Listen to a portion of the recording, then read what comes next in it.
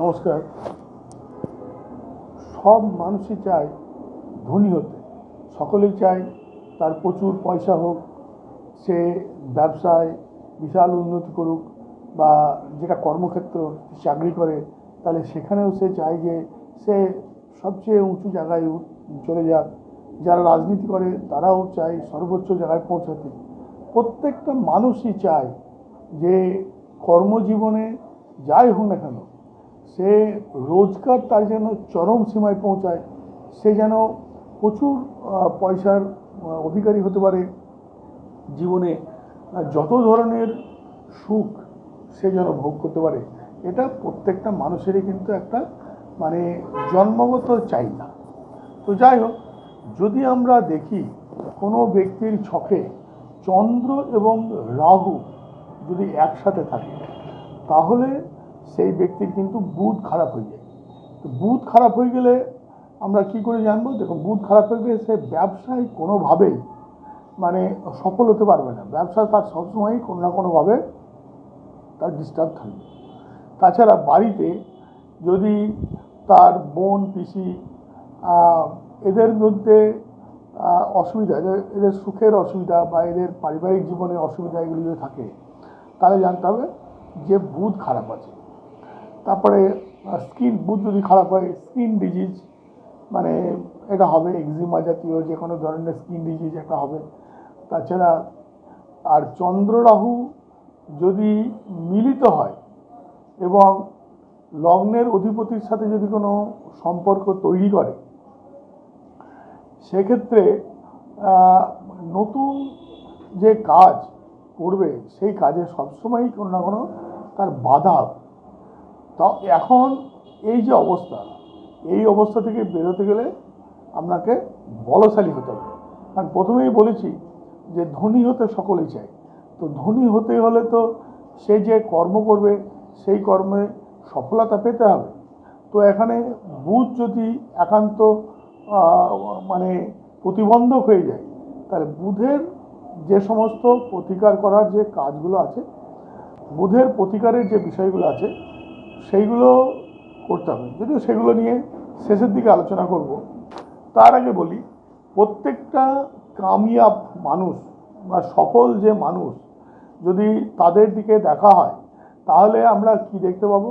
কখনো অপরকে বিচার করবে না, মাথাকে সবসময় খালি রাখতে হবে।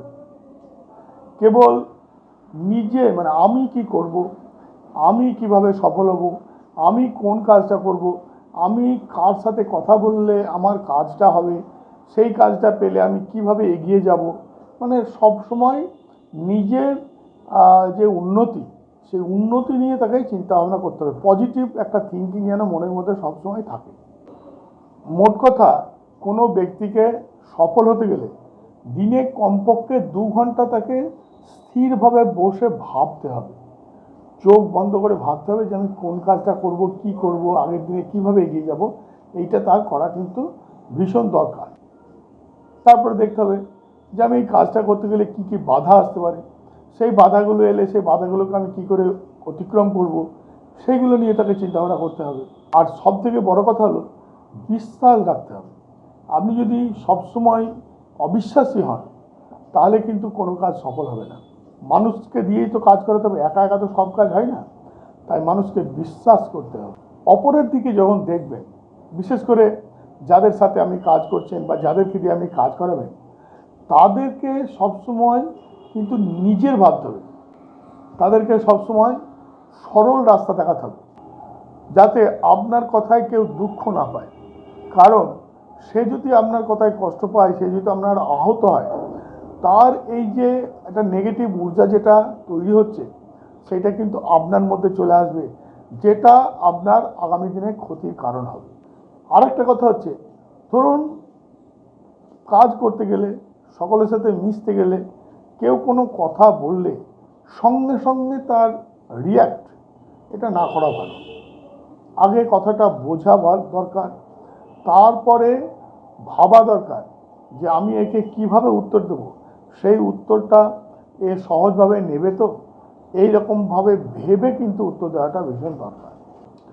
ধরুন যার সাথে আপনি বসে আছেন বা যার সাথে আপনি দাঁড়িয়ে আছেন, অফিসে যার সাথে আপনি কাজ করছেন বা যারা আপনার সাথে কাজ করছে, আপনার কথা মতো কাজ করছে, এই যে আপনার পারিপার্শ্বিক যে সমস্ত মানুষজন বা বাড়িতে মানে যে সমস্ত পরিবারের মানুষজন, সমাজে যে সমস্ত মানুষজন যাদের সাথে আপনি মিশছেন, কথা বলছেন বা আপনি তাদেরকে নির্দেশ দিচ্ছেন, তাদেরকে সবসময় আপনাকে দেখাতে হবে যে আপনি তাদের সাথে খুশিতে আছেন। আপনি তাদের সাথে কথা বলে, তাদের সাথে থেকে, তাদেরকে কাজের নির্দেশ দিয়ে আপনি কিন্তু খুশি। যখন নিচ স্তরের কোনো কর্মচারীকে কাজের জন্য বলা হবে, তাকে অর্ডার দিচ্ছেন ঠিকই, কিন্তু এমনভাবে তাকে বলবেন সে ভাববে যে এই কাজটা আমার কাজ, এইভাবে তাকে কাজটাকে করাতে হবে।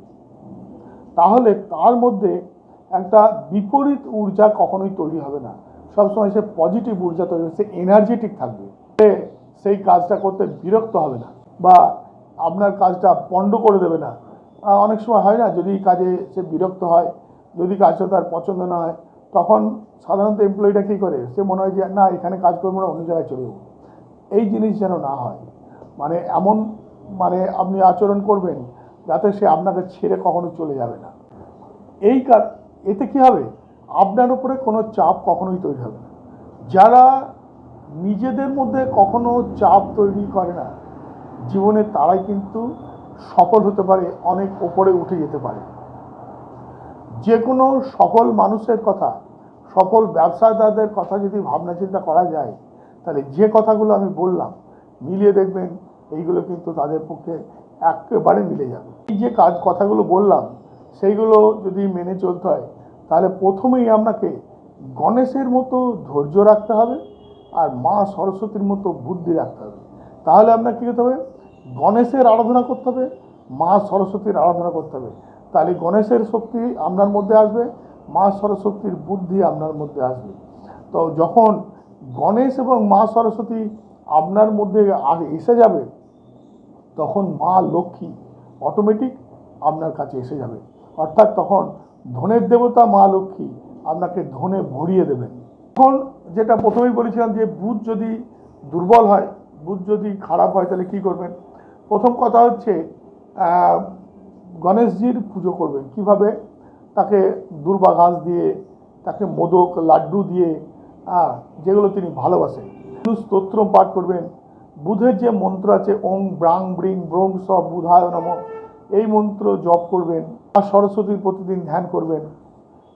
এইটা করতে করতেই দেখা যাবে যে বুধ অনেকটাই ভালো হয়ে যাচ্ছে। এছাড়া আরও সহজ উপায়, আরও সহজ যেটা হচ্ছে যে সবুজ রঙের পোশাক পরিচ্ছদ সাধারণত পরা দরকার। যে মুগ ডাল হয় একটু সবুজ যার খোসা, সেই মুগ ডাল গরিব দুঃখীদের দান করবেন। গরুর সেবা করবেন, বিশেষ করে গরুকে ঘাস খাওয়াবেন, সবুজ ঘাস খাওয়াবেন, তাহলে কিন্তু বুধের দোষ কেটে যায়। নিজের বোন, পিসি, মাসি বা শালিকা, এদের সাথে সুসম্পর্ক রাখবেন, এদের সাথে ভালো ব্যবহার করবেন। এইগুলো করলে কিন্তু যদি আপনার বুধের দোষ থাকে, তাহলে সেই দোষ কেটে যাবে। যারা প্রথম আমার অনুষ্ঠান দেখছেন, তারা অবশ্যই সাবস্ক্রাইব করবেন, যাতে আগামী দিনে প্রত্যেকটা প্রোগ্রাম আপনারা পেয়ে যান। সবাই খুব ভালো থাকবেন।